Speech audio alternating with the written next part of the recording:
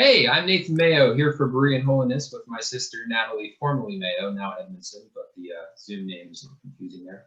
So we are here to share with you some answers to miscellaneous questions that we have been asked by readers. We have a lot of fun writing, me writing more of the long form content. Natalie does some of that, but mostly manages the engagement on social media, getting the message out there to folks.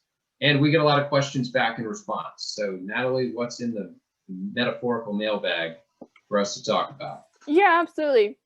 So our first question from Dawn is, how do you respond to critics? What role does love and grace play in your answers online and in person in real world interaction? So I guess I'll take a first stab at this. We definitely have a lot of critics and a lot of supporting people as well. I mean, we're intentionally venturing into a space where we know what we're saying is controversial. And, we've written in long form on our website about why we do that, why we came to the conclusion that it was worth doing. Because I don't engage critics, in every aspect of my life. I have a lot of beliefs that I don't put out there on Facebook to argue with everybody about on a daily basis. But as far as responding to the critics, I mean, I try to be fair in as far as being logically fair and addressing arguments in a fair way. I try not to take people out of context to straw man. I try to really understand what people are saying before I respond to it. And for me, when I'm responding to an individual who's criticizing something, I'm looking for common ground. Because the fact is, especially with Pentecostal holiness people, relative to myself, chances are I agree with them on a lot more things than I disagree with them on in the grand scheme of things. So I try to keep that in mind, find that common ground, because you're never going to have a meaningful discussion. You're never going to move anybody without finding some common ground. And I think I also try to figure out what the point of the discussion is, because sometimes the point is, hey, we're actually sharing ideas and both of us are open to learning from the other. And sometimes the critic is signaling, I'm not open at all to learning from you. I'm just saying something to get you riled up or to vent my frustration at you. In which case you just kind of deflect and you say, okay, thanks for sharing that. And there's not really any engagement to be had because there's no openness there. You deal with a lot more of this than I do because I'm not usually the one responding to Facebook messages. So you do about 90% of the responding critics. Give us your take. Well, yeah, it really varies. It depends on the setting. For example, if I'm in a Facebook group where I'm interacting with a lot of oneness apostolics, I always want to be respectful of the context.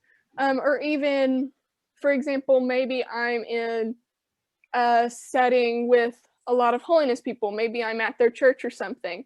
I don't want to ever come across like I'm trying to start an argument. Or even if I'm hanging out with a holiness friend, I don't want to make them uncomfortable by bringing up what we clash on. So it really, I want to know if they want to talk about it. If they bring it up, I'm really happy to share my beliefs. I know what I believe. I know why I believe it.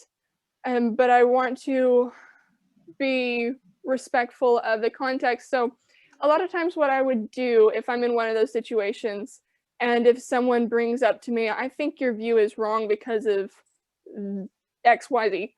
Yeah.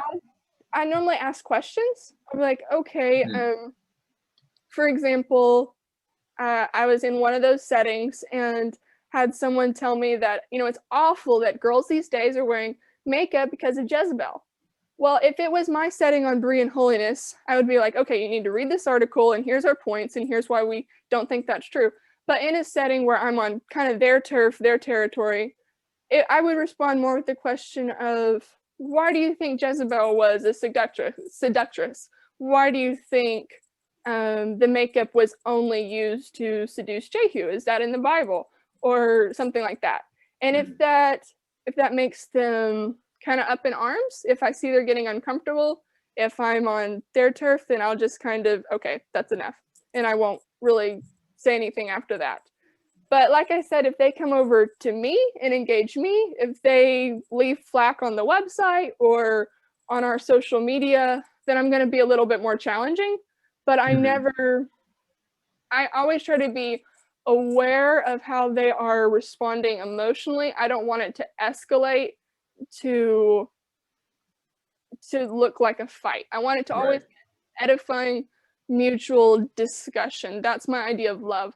My idea, because he does say, how does love and grace play into this? Hmm. And like you said, I want to hear them out. I think that's part of having grace, is giving them the benefit of the doubt that there are reasons they believe what they believe, and I'm just trying to sort through those reasons. But part of love is I want what's best for them. So I'm not just going to say, okay, I love you, so I'm never going to challenge you. I'm going to say, I love you, I want you to know the truth. Right. So let's edify each other. Well, and it's worth kind of reiterating that one of our big motivations in writing this, I personally distanced myself from the holiness movement 10 years before I ever wrote or said anything about it. But it really just came down to, hey, there were a lot of people that were leaving and leaving really badly because they had this long list of rules that they knew how to follow. But once that list started to fall apart, there was nothing to replace it. They didn't have a relationship with God. They didn't have any concept of the Holy Spirit. They didn't know anything about discipleship and accountability and all this sort of thing. So And how to study the Bible. That's a big yeah, one. like you can't just read a story, make up an analogy, and apply it to your life. This is not the way you read the Bible. So that's that that plays into why we're doing this. We're trying to help a certain group of people. And if we're talking to critics who are not in that group of people, like they're never going to leave the holiness movement, cool. More power to you. If you want to have an interesting discussion with us, we'll have it. If you just want a name call, we just won't participate. Yeah, absolutely.